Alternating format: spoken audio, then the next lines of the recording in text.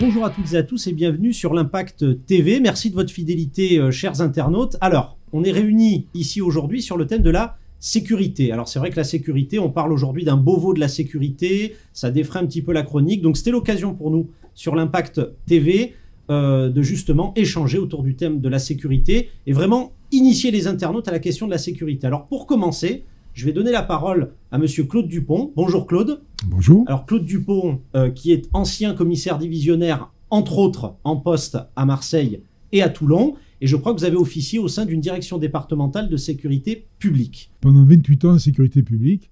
Et puis les 7 dernières années, coopération technique internationale en Afrique. Quelqu'un qui a une riche expérience. Alors pourquoi je me tourne vers vous Claude ? Est-ce que vous pourriez en quelques mots, c'est peut-être pas si facile, mais brièvement, nous définir ce qu'est la sécurité publique ? C'est une vaste question, la sécurité publique. Je pense que mon collègue gendarme qui est en face de moi, eh bien, nous avons les mêmes missions. Je dirais que la sécurité publique, c'est un petit peu comme la médecine. C'est une médecine générale, voilà, de la prévention et de la répression en matière de délinquance et de criminalité. Sachant que nous avons à côté des services spécialisés, une médecine spécialisée telle que la police judiciaire, la police aux frontières, ce qui est le renseignement, qui a évolué, puisqu'on ne parle plus de renseignement, on parle de renseignement territorial, de sécurité intérieure.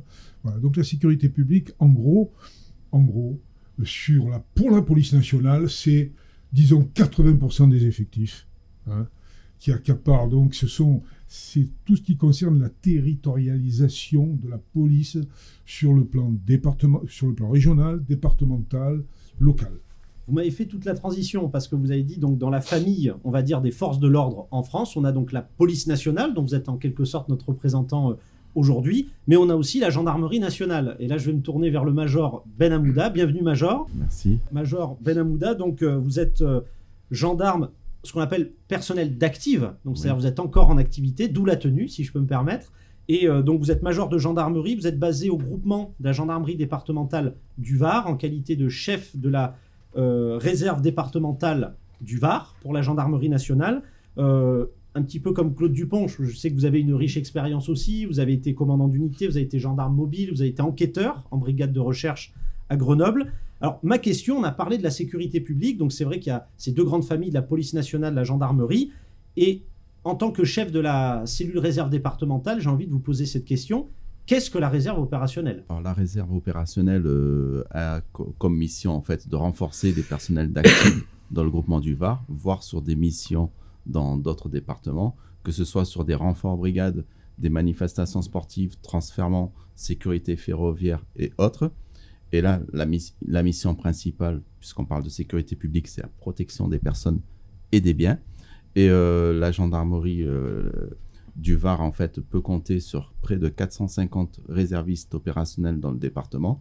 Ce sont des gens qui sont issus de la gendarmerie, des armées et également issus du civil. On a beaucoup de jeunes issus du civil qui sont réservistes après avoir suivi une formation de 2 semaines. Et sur la base du volontariat, ces 450 réservistes sont appelés régulièrement sur des missions. On a par exemple, on va avoir le 12 mars une mission où 150 réservistes varois seront engagés sur le Paris-Nice. On a l'été des détachements particulièrement importants, comme on est un département touristique, on a des détachements importants de réservistes qui vont renforcer les unités d'actifs et qui contribuent à la sécurité publique. Et comme ils font principalement de la surveillance générale, de la sécurité publique, ils permettent de donner du temps à l'active qui peuvent se décharger sur les procédures. Et pendant ce temps-là, les réservistes occupent majoritairement le terrain. Donc, ils constituent un atout indispensable aujourd'hui à la gendarmerie. Alors, c'est vrai que je parlais du Beauvau de la sécurité parce qu'on est en plein dans cette réflexion autour des politiques de sécurité intérieure. Et donc, c'est vrai que pour nos internautes, en somme, dans la grande famille des forces de l'ordre, en termes de sécurité publique, on a la police nationale, la gendarmerie nationale, mais il ne faut pas oublier aussi la sécurité privée. Et là, je vais me tourner vers André Sénanedge, donc qui est le dirigeant de Sécurifrance, donc une entreprise, on peut dire, familiale. Je sais que c'est un groupe qui a été fondé avec votre compagne, Monique. C'est ça. Et alors, j'ai envie de dire, Quesaco, la sécurité privée. Est-ce que la sécurité privée intervient là où la sécurité publique n'intervient pas ? Est-ce que parfois vous travaillez de concert avec les forces de l'ordre, la sécurité publique ? Comment ça fonctionne ? Alors, la sécurité privée, c'est vrai que pour ma personne, donc ça fait 35 ans que je suis dans ce métier, 28 ans à la tête de Sécurité France, c'est vrai que la sécurité privée a pris beaucoup d'ampleur ces derniers temps. Voilà. Donc nous sommes, si on veut, pour déterminer des soldats qui sont en première ligne. Et ensuite, nous, on procède, si vous voulez, soit d'interpellation, soit on appelle les forces de l'ordre, donc que ce soit gendarmerie, secteur gendarmerie ou police, qui eux prennent le relais. Voilà. On est souvent assisté donc sur certains sites sur la région toulonnaise donc de la police, donc que ce soit municipal, national et gendarmerie, qui nous permet, nous, on met des agents de sécurité et de prévention. L'agent de sécurité et de prévention, ça veut bien dire il va prévenir. Voilà. L'interpellation pour nous n'est pas autorisée, donc on essaye de maintenir l'individu tant bien que mal jusqu'à l'arrivée des forces de l'ordre et on remet l'individu au service de l'ordre. Après, on travaille en association avec la gendarmerie, la police municipale pour, sur des manifestations. C'est-à-dire que, mettons, sur des gares SNCF, mettons, on a la police des frontières, on a les douanes, on a la gendarmerie, on a la police nationale, la police municipale, qui vient procéder soit à des interpellations, soit à des contrôles, soit des réfugiés en ce moment qu'il y a beaucoup, où la police aux frontières donc descend pour les interpeller, prendre leur identité. Nous, on est là en première ligne sur le terrain, assistés, et heureusement, hein, parce que nous, les droits sont en train de s'ouvrir dans le privé, parce que il y a 30 ans de ça, on n'avait pas tous les droits qu'on a aujourd'hui, parce qu'aujourd'hui, un agent de sécurité, c'est fini, on ne peut plus l'embaucher, le prendre comme ça, donc il passe par une école, il a une carte professionnelle, il a un diplôme, il a une école de 180 heures de formation, on va passer peut-être plus l'année prochaine, peut-être à 6 mois de formation, pour justement avoir des gens de terrain qui soient confirmés, et surtout avec un casier judiciaire vierge, parce qu'à l'époque, c'était pas du tout le truc. Voilà, aujourd'hui, on a des agents de sécurité et de prévention qui sont cadrés par la loi, et on a un bureau de contrôle qui est à Marseille, qui dépend du ministère de l'Intérieur, qui vient nous régulièrement vérifier si les cartes professionnelles sont à jour, avec une mise à jour tous les 5 ans des cartes professionnelles, pour rappeler à ces agents de sécurité et de prévention les textes de loi, ce qu'ils ont le droit de faire, ce qu'ils n'ont pas le droit de faire. À savoir qu'en 30 ans, le métier a beaucoup évolué, puisque aujourd'hui, malheureusement, la délinquance et les individus sont plus les mêmes qu'il y a 30 ans en arrière. L'insécurité existe, malheureusement, et les forces de l'ordre, que ce soit gendarmerie, police municipale, sont plus ou moins pris ailleurs, sur d'autres missions, ce qui permet que nous, en étant en première ligne et devant, on puisse prévenir la gendarmerie ou la police pour leur dire « Attendez, on a un souci, il faut nous assister sur telle mission ». Et ça, c'est pour nous, c'est primordial. Parce qu'on ne peut pas interpeller quelqu'un, on ne peut pas lui mettre les menottes, on n'a pas d'armes.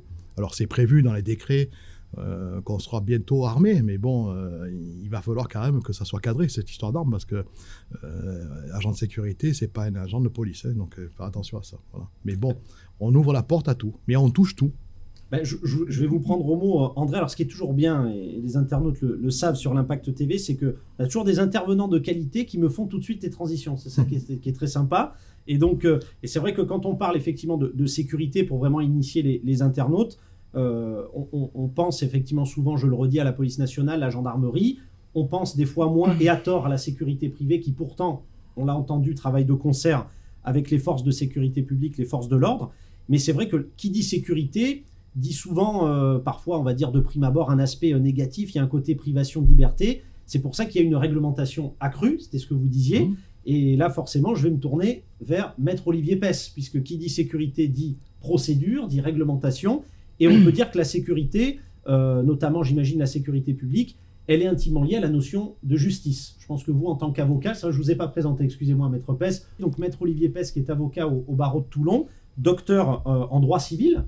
Donc, justement, ma question, vous, en tant qu'avocat, en termes de vécu, comment ça peut se manifester quand on est avocat, quand on est avec un client, ce contact avec les forces de l'ordre ou les forces de sécurité, comment ça se matérialise quand on est avocat? Nous, on arrive juste avant la case potentiellement prison, ou privation de liberté, ou les peines alternatives qui se mettent en place. On est effectivement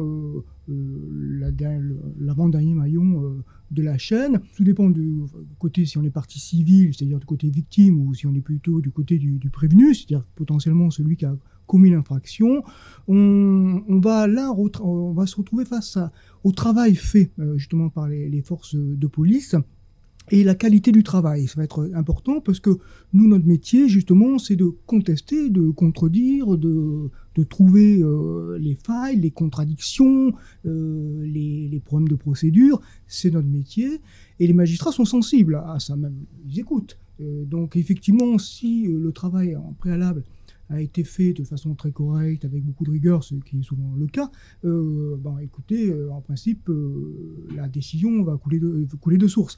Alors c'est pas toujours évident, donc des fois aussi on le voit dans le public, parce que au tout début vous parlez du sentiment un peu d'insécurité ou de sécurité qu'on peut avoir, et un petit peu cette tension qu'il pourrait y avoir entre les forces de police et la justice. Pour ce qui est de Toulon, moi ce que je vois, c'est que la justice fait son rôle. Contrairement à ce que beaucoup de gens peuvent croire, elle est assez sévère.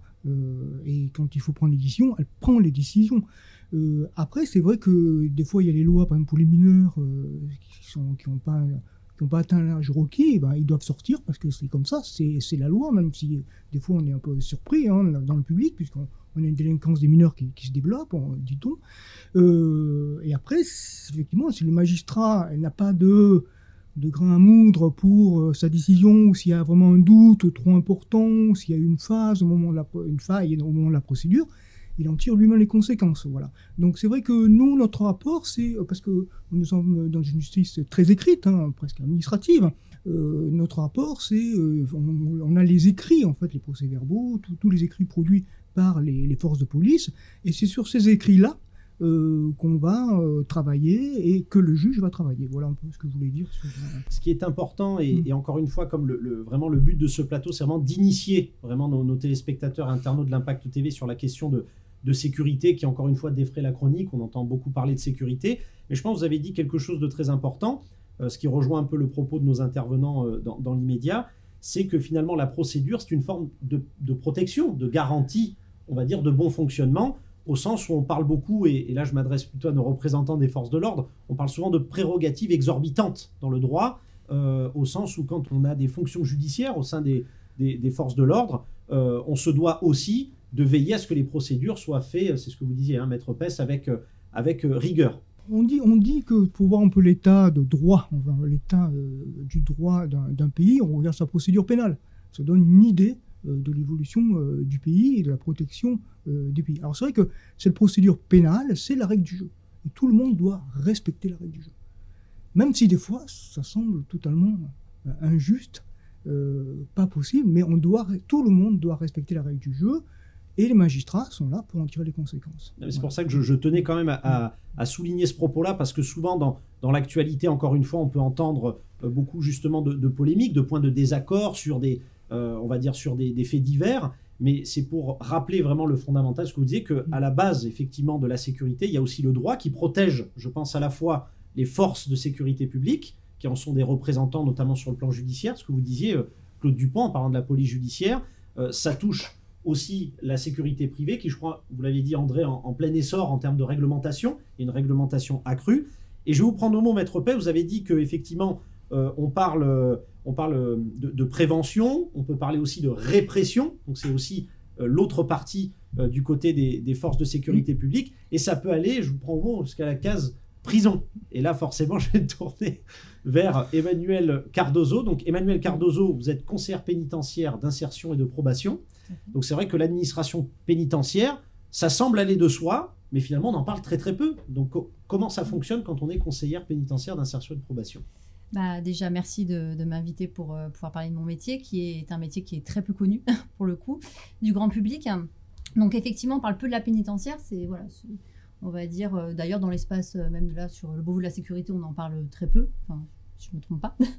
Alors, donc moi, je suis conseillère pénitentiaire. Alors que c'est la moitié du budget de la justice. Oui, c'est effectivement. C'est la moitié du budget. Oui. Non, mais c'est vrai que ça prend beaucoup de place, c'est vrai. Et donc voilà, donc moi je suis conseillère pénitentiaire d'insertion et de probation. Voilà, alors donc mon travail en fait c'est de prendre en charge et d'accompagner les personnes incarcérées tout le long en fait de leur détention. Donc ça comprend leur arrivée et tout le long de la détention en fait on va mettre en place avec mes collègues, on va dire un parcours d'exécution de peine. C'est-à-dire qu'on va déjà évaluer au démarrage quelles sont les problématiques de la personne. Elles peuvent être diverses et variées, elles peuvent être sociales, économiques, professionnelles, médicale. Et voilà. Et au fur et à mesure, l'idée, c'est de pouvoir en fait les accompagner sur ce chemin-là. Et on est aussi une aide à la décision judiciaire parce qu'on rédige. Alors là, je rejoins ce que disait Maître Pess, en fait, sur les écrits professionnels pour aider les magistrats. Alors nous, on intervient après. On intervient dans le cadre de l'application des peines. Donc, quand des peines ont déjà été donc prononcées. Donc, l'idée, c'est pas de revenir sur la procédure qui s'est passée avant, etc., mais plutôt d'aider le magistrat en fait à prendre les bonnes décisions en matière d'aménagement de peine, de permission de sortir ou dans le cadre de l'examen des remises de peine supplémentaires. Donc voilà, donc c'est un peu varié, c'est un peu difficile à résumer en peu de temps, mais voilà, en gros, c'est un peu le cœur de mon travail. Et c'est vrai que ces temps-ci, l'accent est vraiment fait sur la prévention, parce qu'on va dire que la mission première que nous on a, c'est la prévention de la récidive. Donc, au travers, effectivement, du prisme de l'insertion professionnelle, de l'insertion sociale. Donc, on travaille avec des assistantes sociales, avec différents partenaires tels que le Pôle emploi pour les plus de 25 ans, la mission locale. Ça peut être aussi, parce que là, vous parlez aussi de la PAF, donc avec les étrangers, des personnes de nationalité étrangère, la CIMAT, qui est une association qui s'occupe donc des étrangers, donc qui peuvent les aider sur des démarches administratives, etc. Donc voilà. Donc en fait, mon travail, c'est vraiment de prendre en charge toutes ces personnes-là et d'essayer, tant que faire se peut, de les accompagner et d'éviter la récidive à la sortie, en jalonnant, en fait, on va dire, leur sortie avec des fois un suivi extérieur, avec peut-être passer par la case bracelet, la case semi-liberté. Tout dépend du profil, tout dépend aussi de la personne.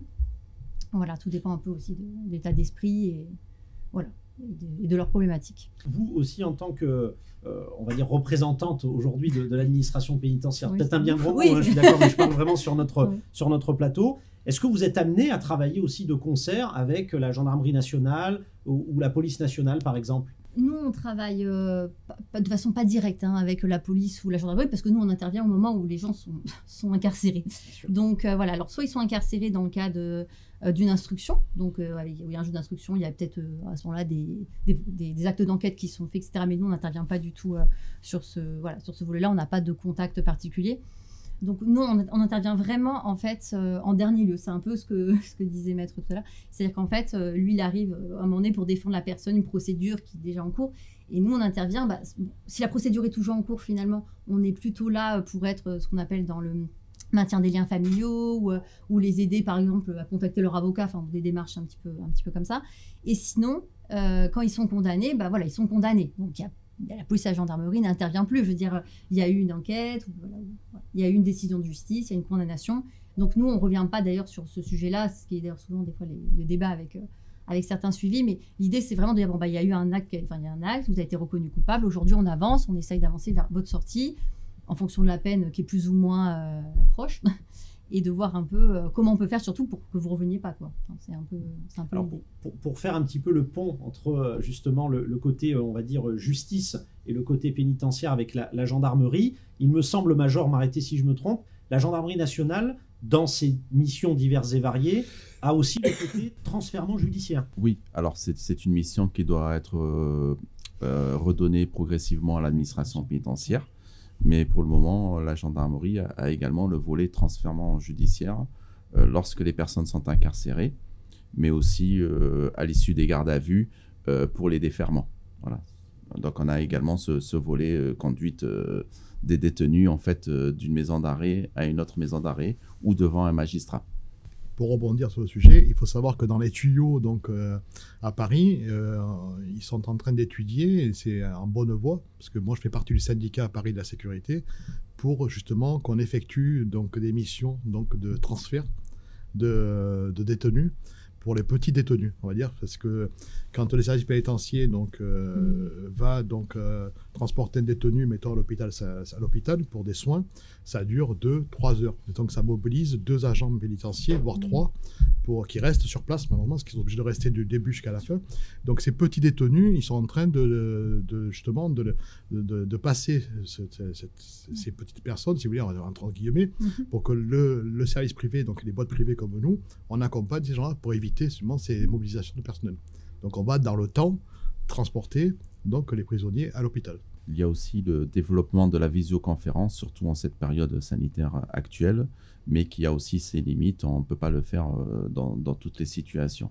Voilà. Mais la visioconférence permet d'alléger la mobilisation des forces de l'ordre et aussi des magistrats. C'est important de dire tout ça parce que c'est vrai que pour, encore une fois, nos internautes, on parle beaucoup depuis le 1er février d'un Beauvau de la sécurité. Donc c'est on va dire une longue réflexion, si j'ai bien compris. Je vais peut-être laisser la parole à Claude Dupont là-dessus, pour un peu définir le Beauvau de la sécurité.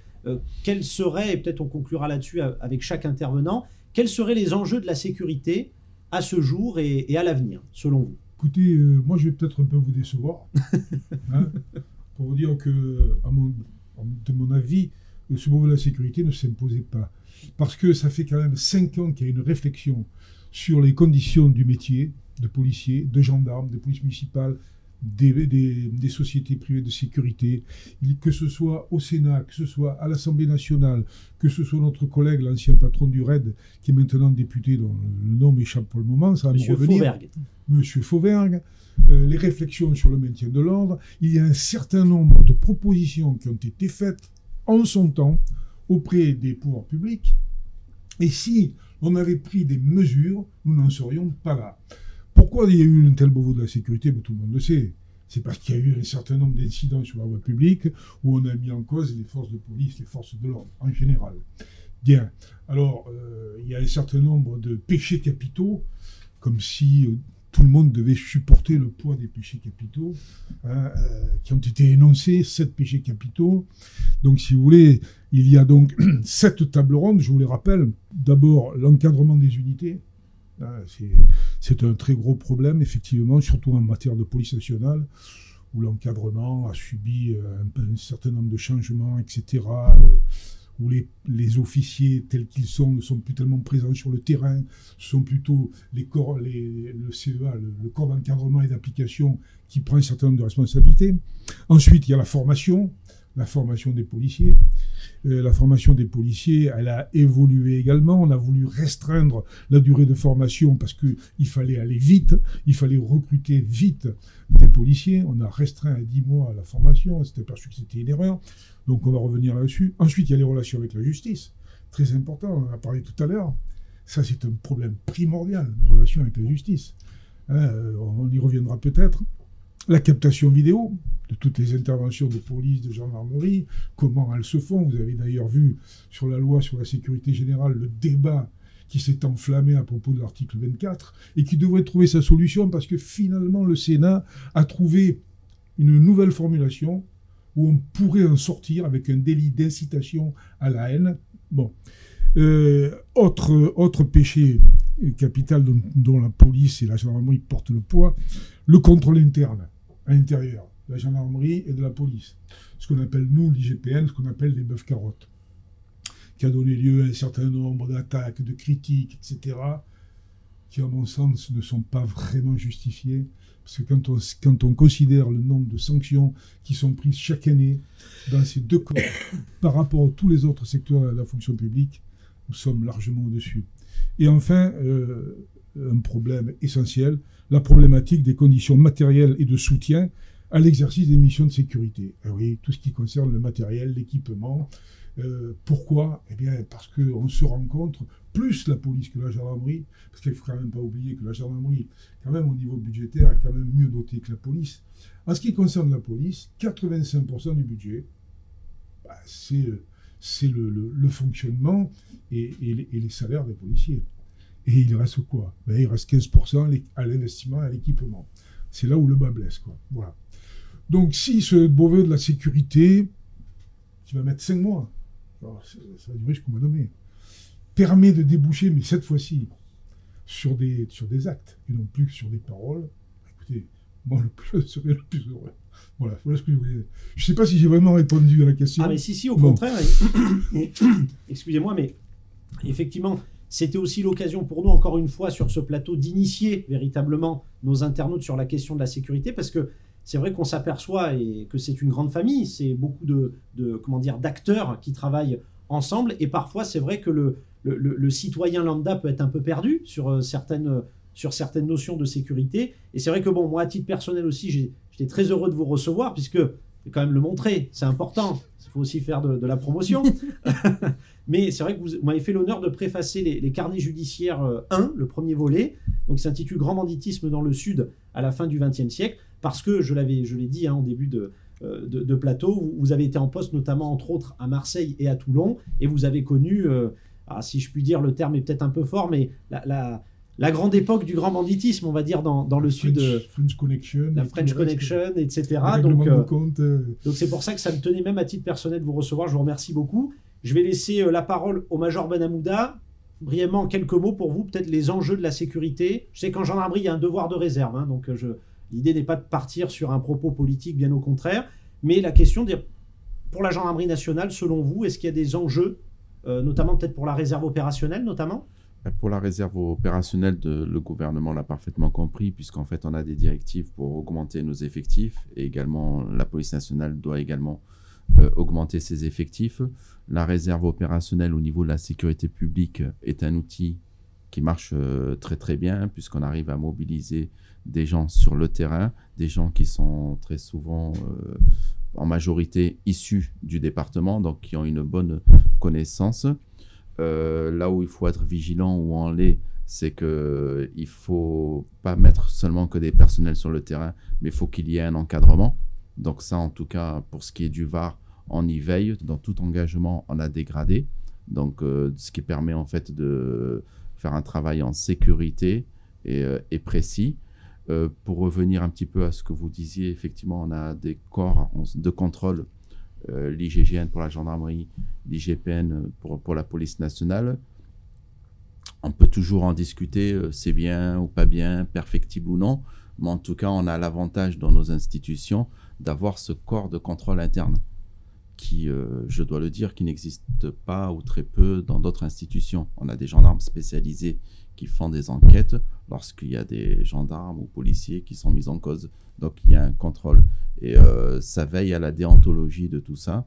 C'est un sujet d'actualité, absolument. Oui. André, les enjeux de la sécurité, vous nous avez dit quelques mots. Vous confirmez, pour la sécurité privée, c'est en plein essor. C'est en plein essor, oui, mais ce qui est important aussi à la sécurité privée, c'est que beaucoup de gens ne savent pas, c'est que ce sont des entreprises, si vous voulez, moi, je veux dire, Sécurité France rassemble tout confondu 10 000 clients à l'intérieur de cette entreprise.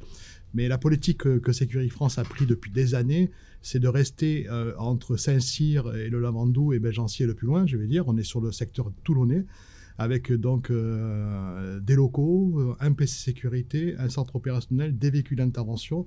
Et surtout, ce qui est important dans la sécurité privée, et je pense que c'est ni M. Dupont ni monsieur qui me donneront tort, c'est la formation, l'encadrement et le suivi sur le terrain, qui fait qu'à l'arrivée, si vous voulez, on a beaucoup moins de problèmes. C'est vrai que Sécurité France, en 28 ans, a toujours paru au niveau public une boîte, si vous voulez, qui fonctionne très bien et qui a une bonne image parce que derrière, il y a un suivi.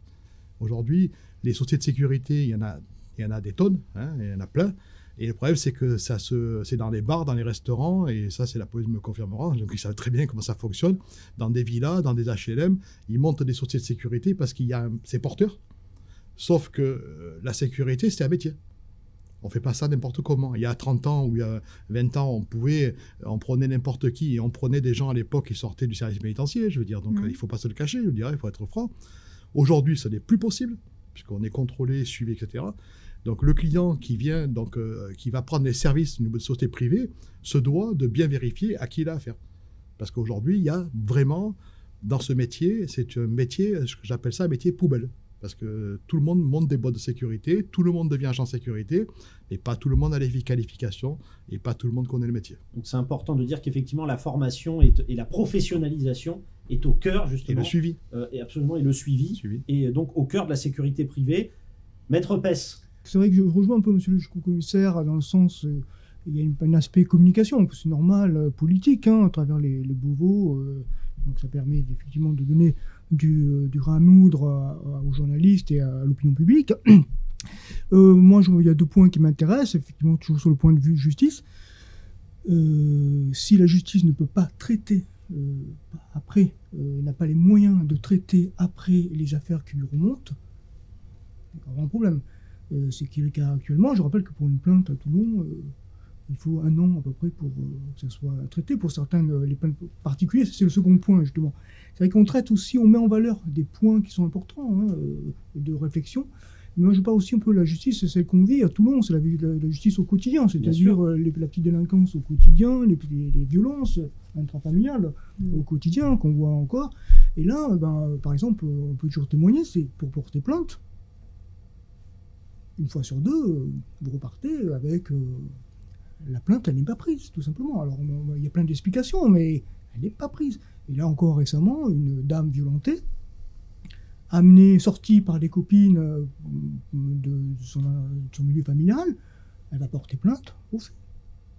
Donc voilà, c'est ça aussi la réalité. C'est là aussi ce sentiment, des fois d'insécurité que peuvent vivre les gens. Et c'est là aussi, comme ça, à mon sens, c'est une opinion que j'exprime, à mon sens aussi se développe ce sentiment parce que on n'est pas traité comme... Alors, il y a une inégalité dans le traitement, et puis moi je le vis, puis en définitive, personne n'est là, ni la police, ni la justice. Voilà. Donc c'est vrai que la réflexion aussi, c'est comment on traite tout ça, du début jusqu'à la fin de la chaîne.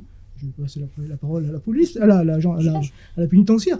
S'il n'y a pas assez de place en prison, il y a si on veut bien prendre juste 2 minutes vos propos, le refus de prendre une plainte, quelque chose qui peut arriver, mais n'est pas du systématique ni du permanent.